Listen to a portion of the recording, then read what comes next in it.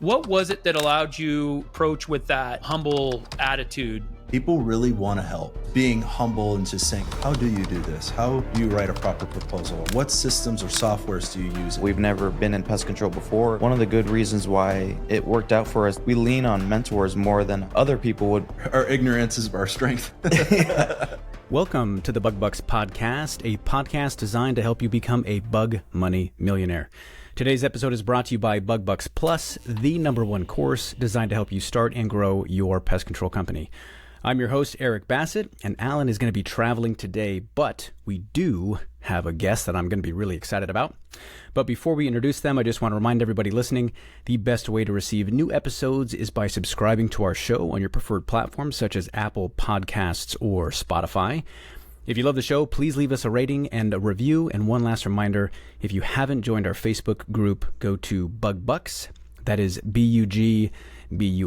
As always, we love to hear from our listeners. Today we have Colton Gonzales and Eric Salgado, the owners of Firehouse Pest Control.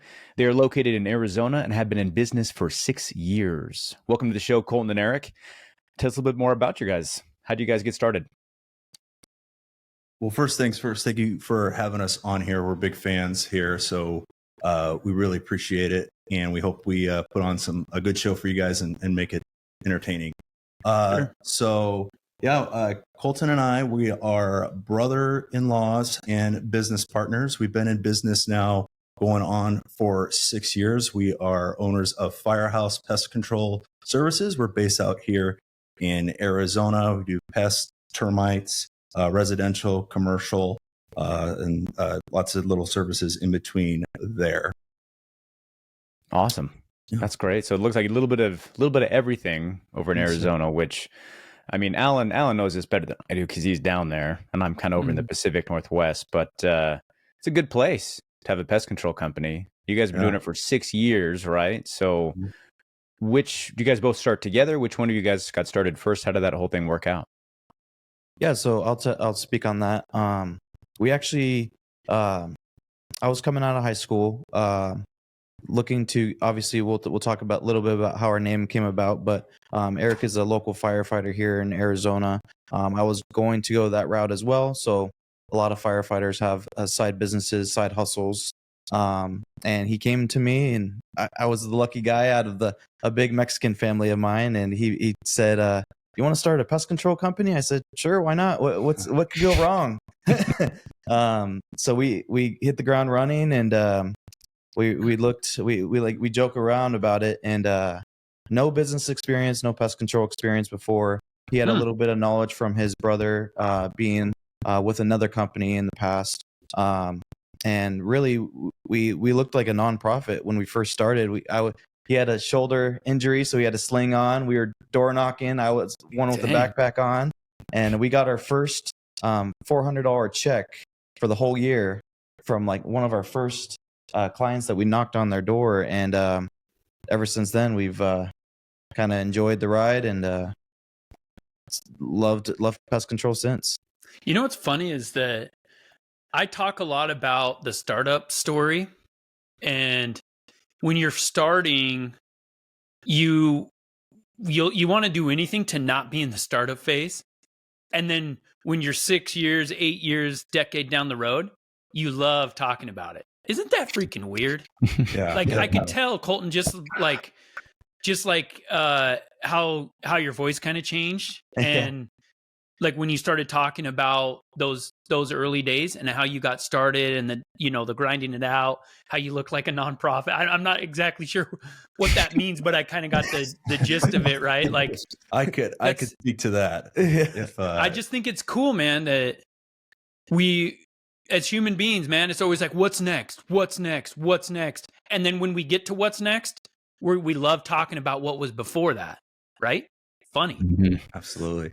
Yeah, no, definitely humble beginnings, as Colton, he put it very softly. But yeah, so I was coming off a second shoulder surgery from injuring myself on a house fire. And I kind of had that epiphany moment of, what if I can't do this job in 5, 10, 15 years? What does that look like?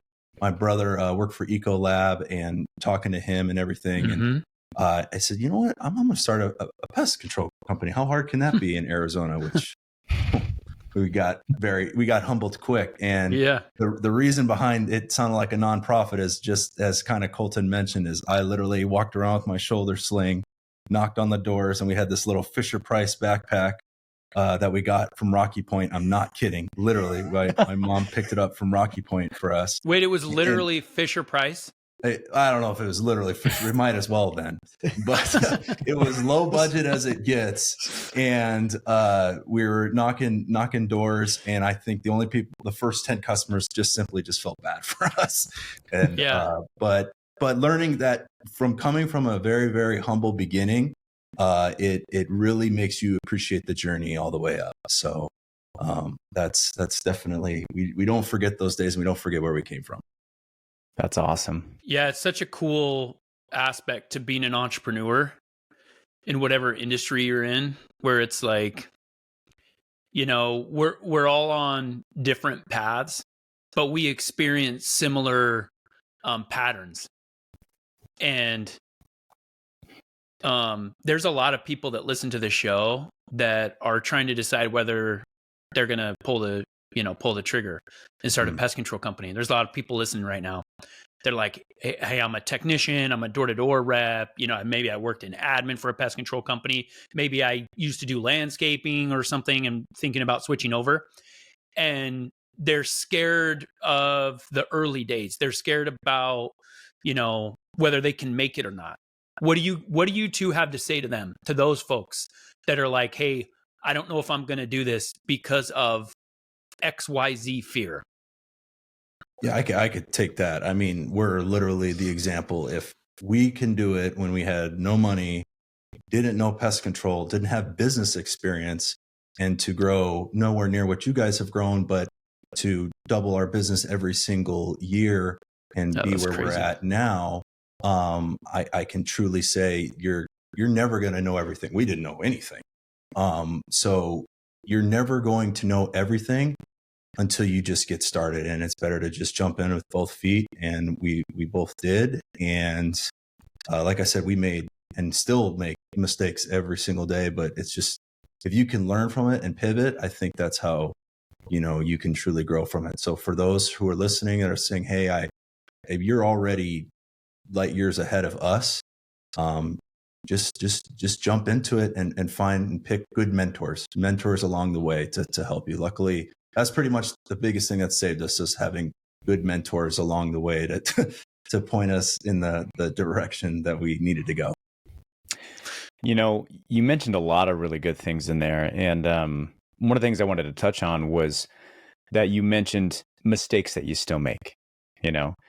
And I mean, I've been in the pest control industry for 15 years, and I'm still every day probably making a few mistakes, right?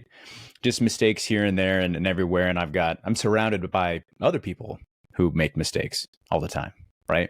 Mm-hmm. And it kind of sounds like I'm, you know, leading some failing company when I talk about it like that. But, you know, realistically, I really think that entrepreneurship is about creating an environment where people can safely make mistakes and learn, right? And grow and develop. Because, you know, if you take two different companies, one where you can safely make mistakes and learn from what you messed up on and become better, or you have the other company where you're too afraid to make mistakes. And so you never try, you never step outside your comfort zone. Right. You never truly see what you're capable of. I mean, then it's an easy decision on what business you want to be part of. Right.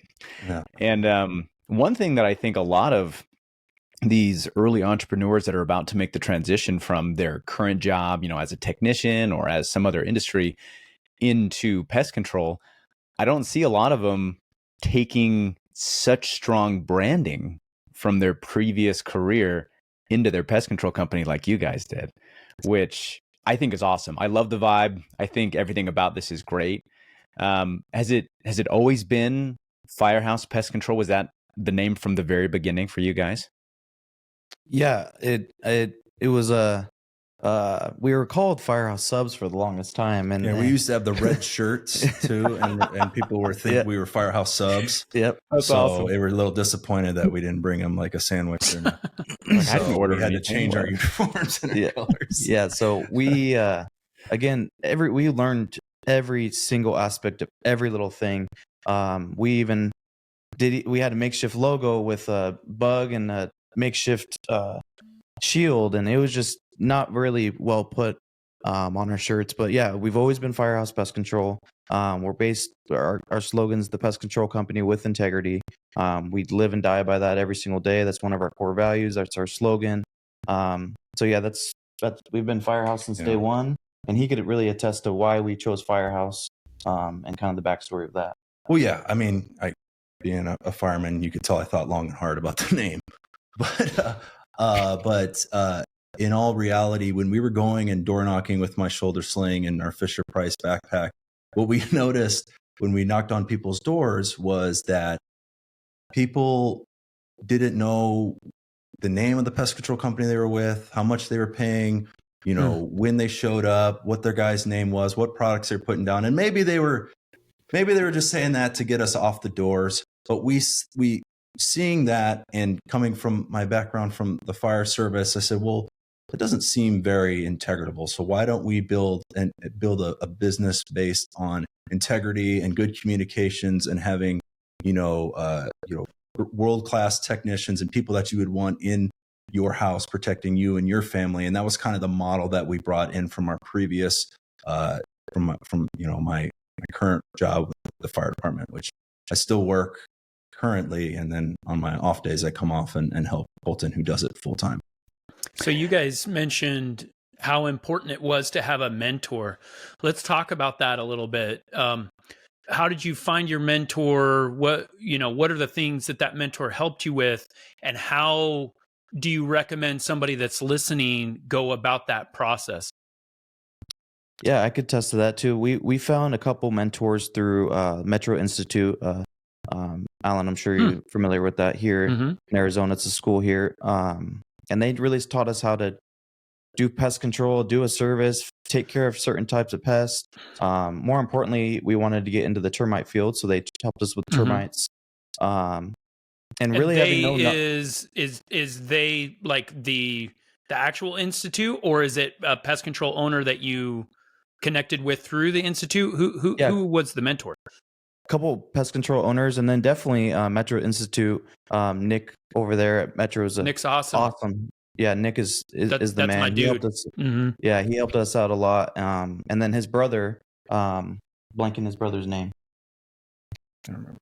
I don't know his he helped brother. us out with termites, and just went through each job with us, and kind of led us in that path of doing termites. So those are our kind of our mentors. I think the biggest was just being humble to the other owners, and they could see it on our face. I mean, we looked the part, and just being humble and just saying, hey, how do you do this? How do you write a proper proposal, or what systems or softwares do you use? And when we came at it from a very, very humble approach, people really want to help, even though we're technically competitors. We're competitors with them. People. There's something about especially the successful ones. They want to help those who are humble enough to raise their hand and say, hey, I don't really know exactly how to do this, but do you mind if, how do you do this? What's your expert opinion on this? And people actually really appreciate that when you come at it from a truly humble approach. So, what's interesting is that this industry is like that. It's one of my favorite parts of it. And for the folks that are looking for a mentor, first of all, you'll be surprised how cool people are. Are there people that won't, help you out? Absolutely. But like, I've heard of them. I've never found them. And, I think at the end of the day, the people that help each other out, they realize it's not a zero-sum game. And so don't be afraid to reach out to somebody. I mean, people reach out to Eric and I all the time, right? To the point where a lot of times, and I just apologize publicly, sometimes I don't respond. I'm not the only person that can help you. Look at these guys. perfect example of going out and to be honest with you, I bet the folks that help them know more about pest control in Arizona than I do. So it doesn't have to be somebody with a podcast, with a, online presence or whatever. Those guys that are in the, that are kind of on the front lines, they know a lot. Right. And there's so much that you can learn from them. So that's awesome, guys, that you did that. And was it something about where you started, without experience in pest control, or what was it that allowed you, one, to kind of see the need, and two, kind of approach with that humble attitude, looking for a mentor? Yeah, I mean, we knew from the beginning that, okay, if we're going to do this, we're going to need to reach out to as many people as we could. And a lot of that was through the Mentor Institute. Some of that was through the NPMA and our local Arizona AZPPO events. We once a year, every year. If you're in Arizona PCO, I highly recommend going to those. If you don't, but every March. And most states, if not all of them, have their own state organizations. And the relationships that we've built over the years in that industry has been amazing, because pest control, like you said, it's not a zero-sum game. I think that was very well said there, Allan, because there's services that we don't do that we refer out, and vice versa. And that some of our biggest power partners that we have with us are, for example, companies that don't do termites, and they send us work all the time. And we've just built, it took, time to build those relationships as well. So it's also mentoring, but then also building relationships to help service your clients and be a better asset to the industry and the clients as a whole. Yeah, and I wanted to piggyback off what he said too. Like, that's a huge part of our growth is teaming up with power partners. We don't do rodents, so we have 4 different rodent companies here in Arizona that we team up with, and then vice versa. They don't do termites, and we don't do bees, so we have 4 different bee guys that we use, and it just keeps us like under our umbrella. We take care of our clients as one, but we have good power partners in the industry, and we branch off each other all the time. I speak with 5 PCOs a week. I mentor them, or they ask me questions, or I ask them questions how to treat a certain roach infestation. So that's really helped us grow and just making the industry as a whole better too. Totally, 100%. I think it's interesting because since I've been in pest control, I've been in there long enough to remember what the pest control industry was like when it was a lot less collaborative. It was a lot more secretive. Like if you're telling anybody any kind of tips or tricks, you're like giving away propriety. It's like definitely a no-go. And it's been cool to watch that grow in the industry. And I've also been surprised by how much more willing the upper level successful companies and some of those guys in those companies are to collaborate with people. And usually it's just a factor of time, kind of like Allan was saying. Like, you get to that point, you might not have enough time to really help all the people that you want to help. But the willingness to help is there, which I don't think you see that in a lot of other industries, but maybe I'm mistaken. I like to believe that the more successful people are, the more willing they are to give to other people, 100%. Right? I think part of it, Eric, is that none of us got here on our own. There was this question in our Facebook group, the Bug Bucks group, and plug here real quick. Make sure that you're a member of that group. It's go to Facebook. It's Bug Bucks, BUGBUX. But the question was, how many of you got to $1 million in sales? You know which question I'm talking about. Yep. Without like this list of things, without a partner, without a few things. And I understood where he was going, and I thought it was a pretty interesting question. I think there was a good conversation afterward, but we all have had help, all of us. I mean, I could not do what I do without my partners. Impossible. But even the folks that are solo entrepreneurs, solo operators, don't have a business partner, like they didn't do it on their own. And if they did, like they haven't gone very far. What's that saying, Eric? You like to say, like, if you want to go, What is it? If you want to go fast, go alone. If you want to go far, go together. Exactly. So I think that's part of it. And that's a cool, aspect of it. So the folks that are listening that are in a position where they can offer some help, do so. You didn't get there by yourself. Even if you own the business on your own, you don't have business partners. There are people in the industry. There are your vendors that have helped. So I think that's awesome. Guys, I love that you said power partner. I want Proof to be Firehouse's power partner. I don't know how to do that, but that sounds like something I want to be. Freaking power partner. Man, I think it's cool. I've seen this thing floating around, and I'm probably going to butcher the actual quote here. But the main idea is that lower tier companies compete, upper tier companies collaborate, right? Dang, and that's bro. where the success is. And dude, you guys are hitting on it, right? Like you're not intimidated to call another pest control company and say, hey man, listen, we don't do rodents, right? Do you guys do rodents? Oh, you do? Perfect. I'd love to send you leads. Hey, we do termites. Do you guys handle that? Oh, you don't? Hey, how about we create this partnership here? And you branch out to all these other different pest control operators. Pretty soon you got leads flowing both ways, coming and going. You got guys that are asking for tips and tricks from you. You're asking them, right? You're building this whole collaborative network where the lower tier companies are closely guarding all their secrets and they're not telling you anything. And they think that they have the advantage, right? But they don't.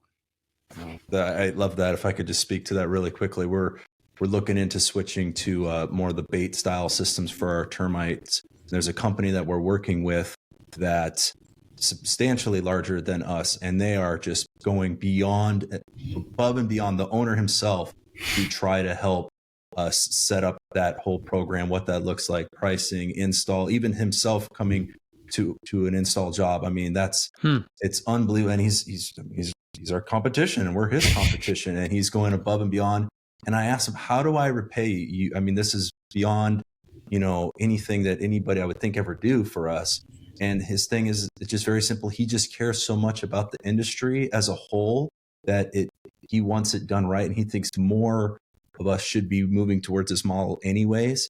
And I don't want to get into a philosophical debate on bait versus liquid, but his mindset was, the more that we can come together and be better and stronger as the industry as a whole is the best for all of us, and everybody's going to win. And I think those that share that same mindset, ironically, are the most successful of them all anyways.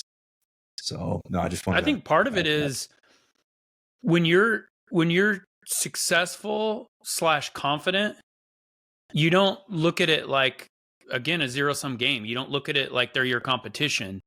And it just changes things, because I believe in this concept of, wasn't it Zig Ziglar that said, the way to get what you want is help the most people get what they want. Yep. And so, like, even if there's no tangible benefit, like you were telling this guy, like, hey, how do I repay you? And he's like, no, that's not what it's really about, man. It's like, it's the industry. The way you repay me is you do well to the industry. Like, you service these customers in a way that brings, good light to the pest control industry.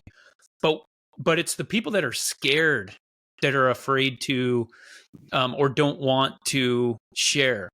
People that are confident, it's like, I could tell you every single thing that I know, or every single thing that I think I know, you still wouldn't be able to do what I do. And it's not necessarily this, like, I'm better than you. It's like, I'm different than you. So we've literally been doing this podcast for years. I've tried to, explain and share every possible thing, that we do and the success that we've had. And it's like, I know that bits and pieces will help people, but it's like, you can't replicate Proof Pest Control, and you shouldn't want to. You shouldn't want to. Take bits and pieces from your mentors. Find out what they're doing that fit within your culture. You guys have mentioned your core values. Like, your company is different than mine. And so the guys that are confident in that, the guys and gals that are confident in that and that are self-aware, they're like, I have no problem. Like, I don't feel like I have a target on my back. I feel like there's so much more that I get back than I give. And those, and if you notice, those are the types of people that just rise above. Yep, definitely. I was watching it was either reel or something where somebody was asking Gary Vee about him giving all this information, all this marketing information out to just tons of people, right? And they said, hey, like, don't you ever worry that you're going to give away some kind of special thing? You're telling people how you made all your money, and, don't you think it becomes less special if you do that? And he said, honestly, the information isn't what's most valuable, right? It's everybody's ability to execute on that information. Right.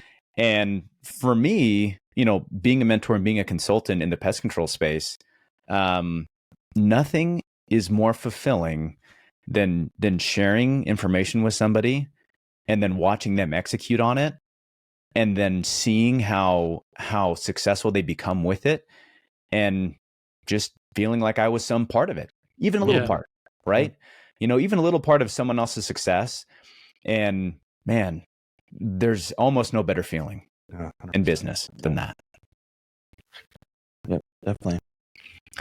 So I wanted to pick your guys' brain real quick on this total side tangent. So I don't know if you guys knew this, but my brother-in-law is also my business partner. And he is also a firefighter. Oh, wow. So All right. it's getting wild, right? The similarities here. Yeah. And he loves it, man. He loves pest control. He loves being a firefighter. He just loves serving people. And I think that's really kind of what it comes down to, right? But you guys have been together for 6 years. Tell me, I want to know a little bit more about the dynamic between you two. Do you guys have specific roles in the business? Do you just kind of pick up things as they come? What's the dynamic like for you guys? Yeah, so I'm in the day-to-day more because I'm full-time in the business. So I'm more of the operational, taking care, or in charge of our service manager, CSR, office manager, doing all those roles and tasks and responsibilities. And then Eric could attest to, he's more of the financial smart guy with the money and marketing tactics, and also finding new services and new ways of doing things, like he was mentioning the bait systems that we're looking to put in as well. So we've done a great job in 6 years, kind of divvying up tasks and collaborating on a lot of things too. So do you guys feel like you kind of naturally migrated into those roles as you developed the business, or did you guys actually have to sit down and have a conversation with each other where it's like, hey, I'm going to take on these, you take on those, and let's see where it goes? I think it was just a good feel of what we were good at. I'm really good. I like to think I'm really good at more of the operational thinking mindset. Going through our software, finding out new ways and technologies. We use Gorilla Desk. It's a software that is very, very user friendly. So we've used that since day one. So I've really tried to implement new things in there and things like that. So using a good feel of what we're good at. And I love doing social media. So I've kind of taken on the social media role as well. And then Eric could attest to what he's good at as well. Yeah, no. So Colton's definitely, we kind of both just fell into our strengths, which makes it even more enjoyable as well, because you're coming into work doing what you're really more passionate about and what you're stronger at. Me, I love the face-to-face relationships, going to networking functions, finding more power partners that we could work with and collaborate with, whether they're in the pest control space or not. That's kind of a little bit more my strength and what I like to work in, given my schedule still with the fire department as well. But I think just when you have a partner where you're both working within your strengths, there's nothing better. And I hear about these horrible partner stories that, become, catastrophic. And we've just been very fortunate that we both know where we're good at. We both know where maybe we're not as good at, and we just stay within our roles. And we've been very fortunate that it's really worked out well for us. And my wife, awesome, because she told me I had to be nice to him. Yeah. Yeah. The Thanksgiving dinner would kind of hit different, right? That's right. So when you guys, as we're wrapping up here, short on time, when you guys come to an impasse or there's something that you don't necessarily agree on, what's a strategy that you guys employ as partners to work through that? Yeah, so that definitely happens a lot. A lot of times what we'll do is, and I hate to sound like a broken record here, but we really try to, again, go shoot to mentors and say, hey, this is what I'm thinking. My business partner is thinking this. What are your thoughts on it? And that way it doesn't become one versus one. You're kind of getting other insights alongside of it. And that's sometimes mentors, not necessarily even in the pest control space. It could be outside of that. For sure. So when you're reaching out and kind of getting second opinions as opposed to just your feelings or whatever you're feeling that might be the best decision moving forward. We've had that discussion on a couple different issues, but coming and finding people that we really trust and getting their insight. So that way it's not just, one person's opinion over the others. Yeah. And I think that's the really that's one of the good reasons why it worked out for us that we've never been in pest control before or business, because we lean on mentors more than I feel like maybe other people wouldn't lean on mentors because they're so set in their ways from a different company and starting their own maybe. So I like to look at the bright side of our ignorance is our strength. Yeah. Yeah, that's very cool. I think it's interesting when you can run something by a mentor. There's two things, that I would kind of point out. One, it's nice because the emotion is removed. If it's a third party that doesn't really have a dog in the fight, it's like, they can set that aside. The other thing to think about is they don't have all the information either. They'll get bits and pieces, but when people ask me questions, it's like, it's impossible for me because I wasn't there day one, right? But if you go to a third party or you go to somebody else, even your spouse, there's so many times, and my wife's not really involved in business at all. And I can still go to her and I can be like, hey, this is kind of what's going on. What do you think? And use somebody as a sounding board. And if you approach it with that way, one person's probably going to take a lot of the emotion out of it. Two, they're not going to have all the information, but they can kind of steer you in the right direction.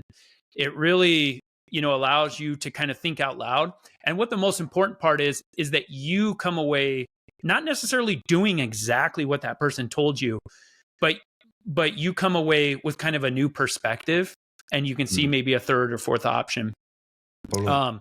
You guys are awesome, man. You guys are awesome. 6 years, Arizona, guys, it's a tough market. I'm not going to lie. We're in 13 markets or something. And Arizona is tough. So, hats off. Congratulations on the success. Congratulations on the perspective. That's awesome. Where you guys have these power partners. I know how much you guys give back to the industry here locally.